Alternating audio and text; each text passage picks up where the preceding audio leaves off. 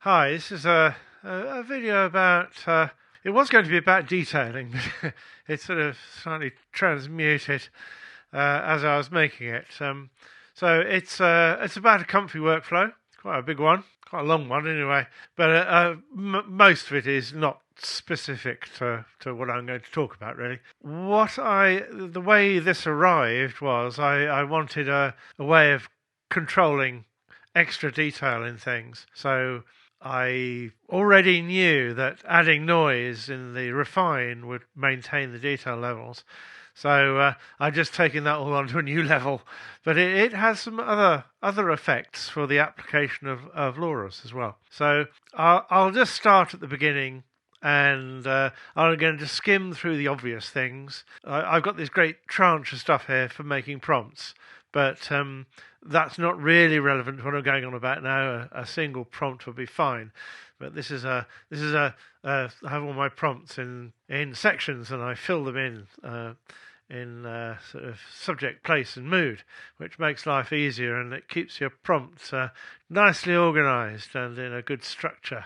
I've been doing funny buildings here, but we'll start something completely different. So you'll see any problems along the way. So I think it's easier to do an example than it is to do anything else. And we've got to decide what we do. We're doing a fantasy illustrating watercolour. We might as well keep that, actually. And I think we want a person, so we can have a mech person, a mechanical person. I think we'll have a male person. How about a scribe? That sounds fun. So we'll stick our scribe in. If you do it this way, it's quite easy to. You don't necessarily need all of them each time, but so you've got the subject and you've got where they are. So I can go to my interiors section. This will all be in the workflow, so you can play around with it. And we want to find something where a scribe might hang out. There's a magical bookshop. Yeah, that sort of a scribe might be there, might they? Why not? So that's all. Yeah. I think we'll go a library rather than bookshop. That's all quite fine. We might take dark and magical out of there and put it in here, and we'll make sidelight. I think I'll do. And then we'll think about what LoRa. So this workflow I made up to do detailing, incidentally, turned out to be rather good at the application of LoRa's and keeping making the LoRa style come in strongly. So what we're going to do here is we'll get rid of some of these. I think we'll leave the watercolor one in for now. Maybe not. No, we'll do comics. I think we're going to change it to a comic strip drawing. So we'll change that to a comic book drawing, which is quite fun. And we'll just start off with a couple of LoRa's. I think we'll have this comics one here. Turn all the other ones off, and we will put in a LoRa that does strong contrasts, and we'll have them both in halfway. Okay, so that's all good. Now what we have here is a Redux, and I'm going to take that out for now. You can either take it out, what you can do actually is just bypass it like that. And then I have a completely standard, and I think we might be square, just to be boring. So you set your lies. So this is all similar to lots of other workflows I've posted. So we all look good there. And we want to see what the first one's like. And this is a completely standard process. We've just got scheduler, the normal stuff. The only difference is the output preview is down here for convenience. And then this is the first bit that is of interest. So what we'll do, we'll turn this off because we don't want the whole lot to run. And we'll run that quickly. We're only doing 16 steps. You don't need the full 20. Some of this first one you can run on 10 if you want, really. So there's our scribe. It's a hovering manuscript. We better give him a desk, I think. Sitting at a desk. Oh, actually, no, we have him standing at a lectern. That's going to cause trouble. I wonder if it knows what a lectern is. We'll see if I know. I might change the seed on that. So what I'm getting at here is the first one. You need a fairly decent image to start with, and with Flux that's not guaranteed. A rubbish image will be sitting right next to a brilliant one. All right. Well, he's not standing. He's sitting. Let's have another one. I think I need to go for the desk. I don't think it knows lectern. Yes, we've got to go sitting at a desk. Lectern was beyond the knowledge of Flux. It's sitting at a desk. Flux there. Looked at that. What is he going on about? It should be happier now. All models are actually very limited on what they know. You know, they don't know many things. So there he is, sitting at a desk doing stuff. I quite like that in a funny way. Yeah, we'll go for that. Why not? It's got some things I like. He's off center. I don't like everything symmetrical and centered down the middle. So many AI images have that, and really, really, you should avoid it. So back to the job in hand. So what we're doing here is taking noise from the image, basically taking this generation here and beating it about. And there's a few things you might want to adjust in here. So you might want to increase the contrast. You see, so we might go up in a couple of notches in contrast, say 1.5. You see, that's just a little bit brighter. Anyway, so you can make adjustments here. You can alter the. So Matteo made the essentials pack. He misspelt strength, much to his embarrassment, and he can't change it because it'll ruin people's workflows. So we're stuck with strength. Anyway, so you can adjust the strength and the noise size. They're all good to adjust, and you can adjust the saturation and the contrast here. So what you've done is you've generated an image, then you beat it around, and then you're going to use another process, which is exactly the same, to generate it again. But we have up here a Redux, which is taking this image, this one here, and we're feeding this into the Redux. If you want to use this with SDXL, it's no problem. You put an IPAdapter in there instead. And you need to swap all the models out, but it should work in SDXL fine. So what we've done, we've put this image into the Redux, so hopefully that'll maintain the composition and general arrangement of everything.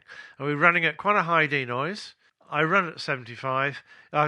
Between 65 and 75, it has to be to get rid of this of that mutilation we've done to the image. And this is going to do too. So the same process is repeated again over here. So there's one done. And you notice it's become more rational and more refined. And there we go. Other than the 5 fingers, that's pretty good. So what happened was, I'll just recap. We did this once, and then it did this again, and then a third time. So there's this process here to make this one, and this process here to make this one, and this is just a repeat. It's got the same settings here. I think it's doing a refine. I forgot to turn it off. We'll stop that. So it refined it here, hopefully correcting the number of fingers. It's too much to wish for, isn't it? Okay, so we'll turn the refine off. Now, what you can do here is you can iterate at every turn. So what you'll notice on these 3, though, first of all, is that it's become more detailed and it's become more refined, which was an unexpected side effect. Everything has become a little bit more rational. See the creases in the buttons and the hand here. The extra fingers. We're doomed to extra fingers, aren't we? So, but we can iterate this one and see if we can adjust the fingers. And again, this is quite a high denoise, 75, I think. I might run this at 65 because I want a little less change. So that's quite a lot of change. I don't think I want as much of change as that, so we'll go down to 65. You've got all of the same adjustments for contrast, etc., and saturation. You could put a color adjust in there as well to control how this looks. So I think we'll do another one. But my point is, you can adjust and iterate at each level here. And that's quite nice. I quite like that. That's quite moody. I like the lighting down the face there. I don't like the hand too much, but we can deal with that. So we'll stick through that through the refine. I hope the refine straightens that hand out. If not, we have another option. Something I need to change there. So we don't want to reduce. We don't want the contrast going up. We don't want this going down. We don't want the gamma at 1.1. Let's try that again. But it is always worth making adjustments in between processes. So you do have the option to make a bit of a change there. Bar the hand, I normally would actually have corrected that hand because that's rather a good generation. I like his expression. He looks like he's a bit hacked off to be interrupted. And there we go. It's not improved the hand much, but we can deal with that. So what we'll do a detail over that to improve him, and it's going to be about 768. We'll turn that to never. And this is a basic in paint. I'll just quickly say how it works. What you do, you crop out a bit, and you can move the crop around here. So we move it across until we get that dodgy hand. We don't care about his shirt. His shirt is all right. I think the face and the dodgy hand we want there. That's good. And the only thing you have to remember with this is if you're at 768, as always, then you want to be 1.5 times on the scaling here. This is the only thing you need to change. Don't change anything else in here, otherwise it will not work. Do not touch. Only touch this one here. And the aim is to produce a generation that's about 1024. So this will come out not far away from 1024. So if this is 512, then this is 2. If it's 256, this is 4. If this is 1024, this is 1. The aim is to have a generation here that is about 1024 square. It's all running on the same prompt. What we're looking for is a better hand and perhaps a nicer face. There we go. We have everything we want there. We've got a nicer hand, 2 nice hands. So what we do, we go into Mask Editor, and all you do is draw around the bits you want. And it's good to run around boundaries. So down the edge of the book, you see. Right, go around the edge of that. Now we just want the hand, and we might have those buttons are rather nice, aren't they? And that will drop it into here. You just go run, and there he is. A perfect fit. Well, that went well. Usually when I do videos, it does something horrible to me. But that's worked absolutely fine. And we'll do another one, just so you see the process through again. We'll turn him into an oil painting, shall we? And this was a byproduct of this workflow was intended just as a detailer. But it's rather good at applying the style, because the style gets applied 3 times. So we turn this one off, and we do all our oil painting stuff. So we need to change the LoRAs. So we're not a comic strip anymore. We're an oil painting. I think we'll go for an oil painting artist.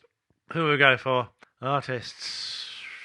Degas? No, I don't think Degas. Degas does fantasy scribes. He doesn't, does he now? He might be a Rembrandt, mightn't he? Ooh, that's a bit risky, Rembrandt. It's not the easiest. We'll do Rembrandt, because it's going to go wrong.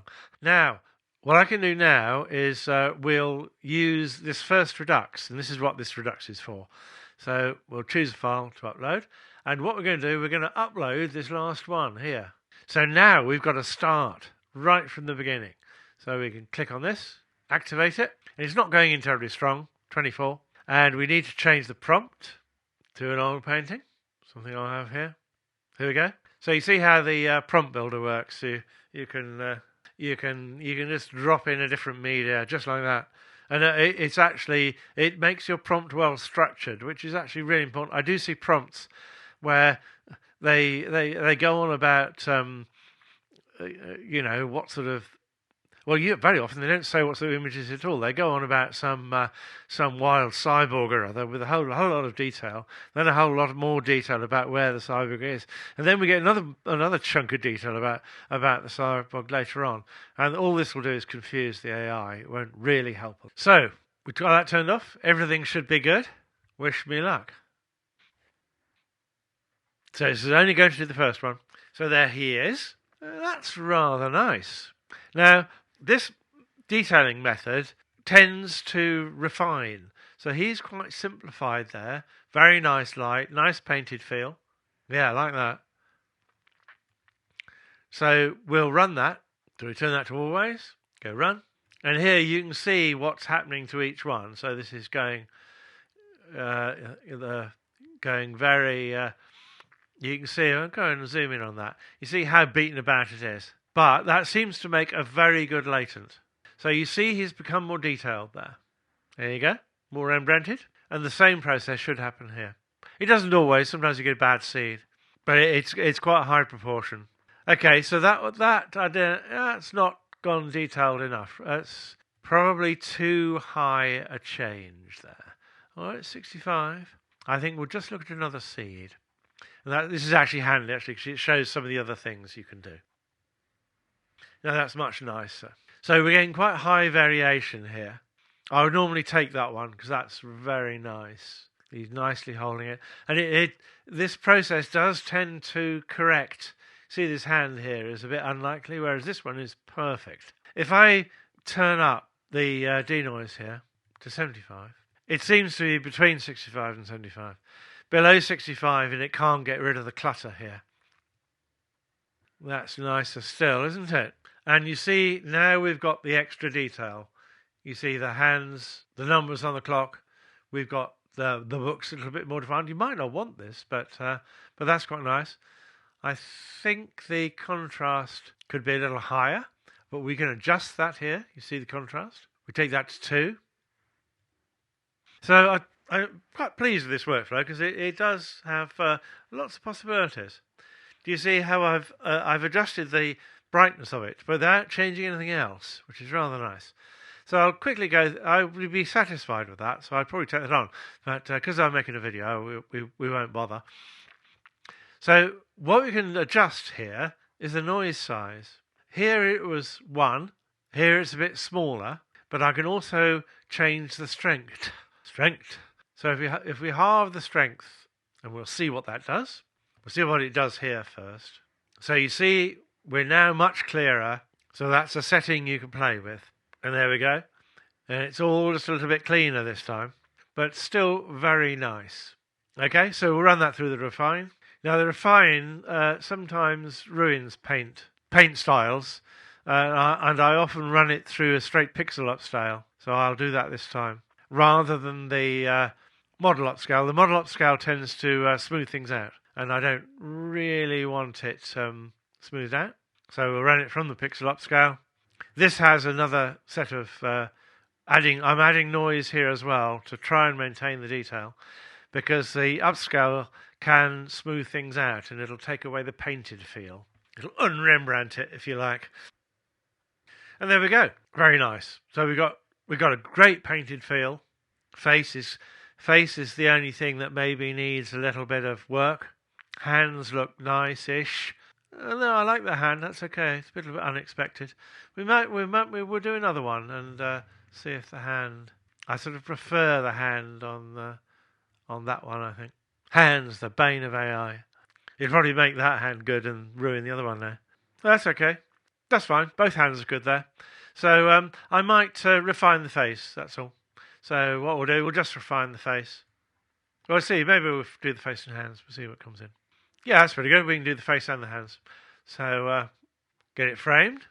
And we're running at denoise of 0.55 here. If it's too low, it'll remove the painted effect. It's a difficult thing with styles. But I think this can, about 5.5 will be pretty good for this one. It's destroyed the hand. There you go. But we can iterate here. And we don't have to take that hand, of course. Here we go. It's lovely. Nice face, nice hand, nice everything there. And again, you want to go around the boundaries and things. Got a great painted effect still. I like his fancy jacket. And there he is, our Rembrandt. So the next, I think that's it for this video. I'm hitting it's going to be half an hour long, 25 minutes by the time I've edited it, so that's enough. I'll quickly do a recap on the things you can mess with. Things you can adjust.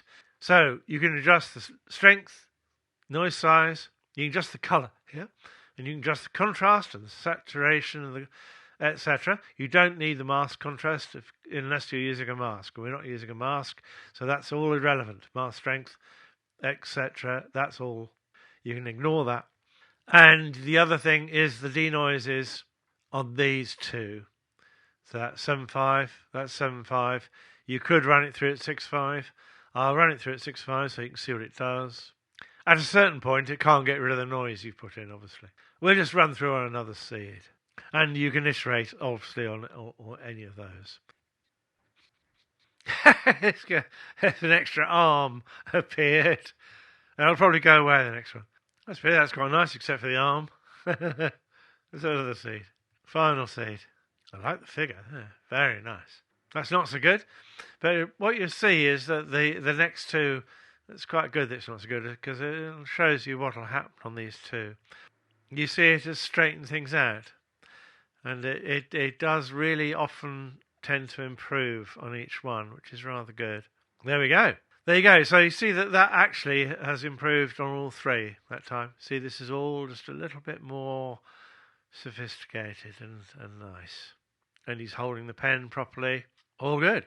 Another thing can be messed with is the reduxes. So the style strength here shows what it controls is how much of a change you get between these two. So if I make the redux very low, say 16, I'll show you that quickly. So reduce the redux to 16. So that means the influence being transferred through is going to be less. That means that this image will vary more from that one. So the reduxes control how near to the previous image, how much from the first generation gets transferred to the second one. So you see he changed quite a lot. He lost his beard. And so forth. And of course you can change the redux on this one as well. So the style strength here is 64. So if I take that down to 16, run that again. And again we'll get a big change. But you see you're still getting the detailing. And the great thing with this method is that the detailing is quite nice and controllable. And there we go. That's quite a big change. And that's got a bit less detailed. And you can take from any of these. Obviously, I've got some. You can do it from the process. If you prefer this one, then take this one on. But that's your choice. You can take it from any of these, really. Okay, that's it. I hope that was interesting. The workflow will be underneath the video, and I hope it's fun. Okay. Thanks for your attention.